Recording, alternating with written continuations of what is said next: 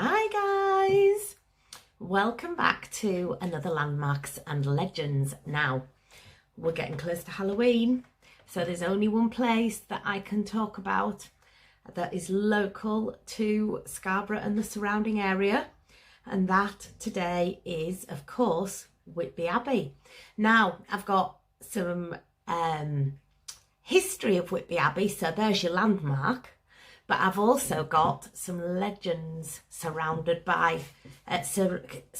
Whitby Abbey and Whitby itself, and of course the famous 199 steps.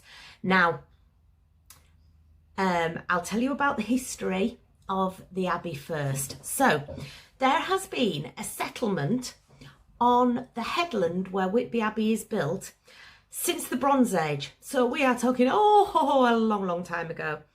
It's believed that in the 3rd century AD that there was a Roman signal station up on that headland, and then it first became what they call a monastic community, so monks, nuns, that sort of thing.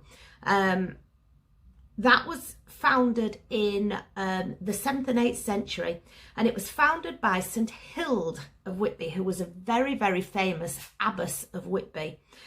She was a very wise and very clever lady. Advice was sought from St Hilde by kings and queens. She established monasteries all over the area. Oh, it's definitely Halloween. Can you see the black cat?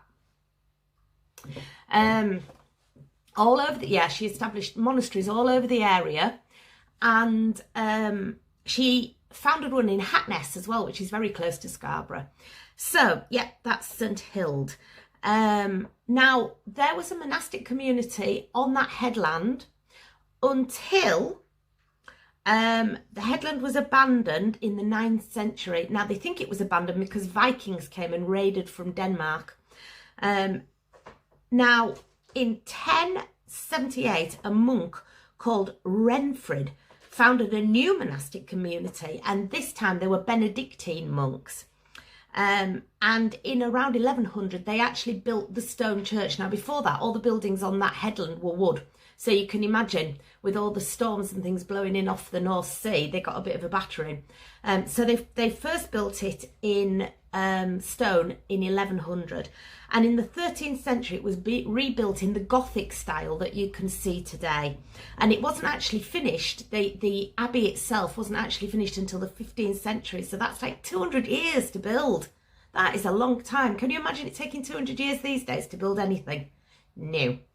So there we go. And then, of course, after the suppression of the monasteries, a gentleman called Sir Richard Cholmondeley bought the abbey buildings, and they basically turned it into a house, and they lived there. And they lived there, his family, not him, his family, lived there right up until the 1800s, when they abandoned the headland and they moved away. And then the abbey itself was gradually eroded away by the wind and the rain from the North Sea. And then, of course, in the big war, the Great War, the Germans finished it off because they bombed it. And that is, what you see now is what was left. So there you go. That's a really, really quick history of the landmark itself that you can see from all over the surrounding area up on the cliff top, Whitby Abbey. Now, legends. Oh, there's a few, but I'll pick a few of the good ones. Now, we'll go back to St Hilde. So we're going all the way back in time. And apparently, Whitby and all the surrounding area was plagued by snakes. They were everywhere, and they were causing massive, massive problems for the townsfolk of Whitby. So they went and they pleaded with St Hilde, please help us get rid of these snakes. So St Hilde did. She prayed, and she prayed that, first of all, that all these snakes would lose their heads, and second of all, that the snakes would be turned to stone. The snakes' bodies would be turned to stone, and they would be cast into the sea. And so it became. And to this day, these snake stones you can still see on the beaches surrounding Whitby. Now, of course, you and I know that in actual fact those snake stones are really ammonites. They're fossils, and they're from the Jurassic period. So although it's a lovely, lovely legend, it's not necessarily entirely true. So there you go, St Hilde and the Snake Stones. And of course, no legends around Whitby would be complete without the legends of Dracula. Now Dracula, apparently Bram Stoker, who wrote Dracula, was inspired to write the book while he was actually staying in Whitby because of the Gothic ruins, and it was just a perfect setting, wasn't it, for a spooky story of a blood-sucking monster. So the legend has it that the character Dracula set sail on a sailing ship from Transylvania, and he set sail across the North Sea. Now the crew on this ship gradually started to disappear as he went along. There was less and less and less of them until finally, when they actually got to Whitby and the ship ran aground, the only person left on the ship was the captain, and he was tied to the wheel, but there was one other creature. And as that ship ran aground, a large black dog bounded off the ship and ran up the 199 steps to the church at the top and disappeared. And then everything around Whitby started to go wrong, and terrible things happened because Dracula had arrived.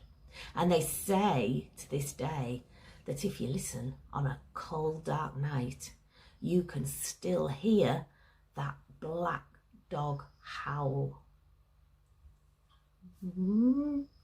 Scary. So there you go, the legend of Dracula.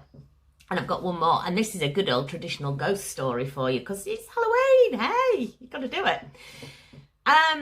Legend has it that if you walk up the 99 steps, 199 steps, I keep saying 99, there's 199 of them.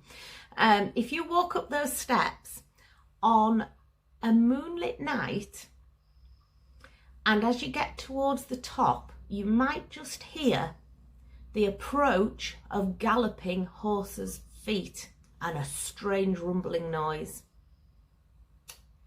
If you're brave enough to hang around, you might see a ghostly coach and horses being driven towards the church at the top of the 199 steps, with the coachman lashing the horses faster and faster until finally they pull up at the church door and the horses rear up and vanish. And nobody knows who that driver is, or who's in the coach, or why they are haunting that area, but they're seen on a regular basis, galloping along the road to the church at the top of the 199 steps, the phantom coach and horses. So there you go. Sleep well, guys. A few other legends, the local legends and things like that for you surrounding Whitby Abbey. I hope you all enjoyed that.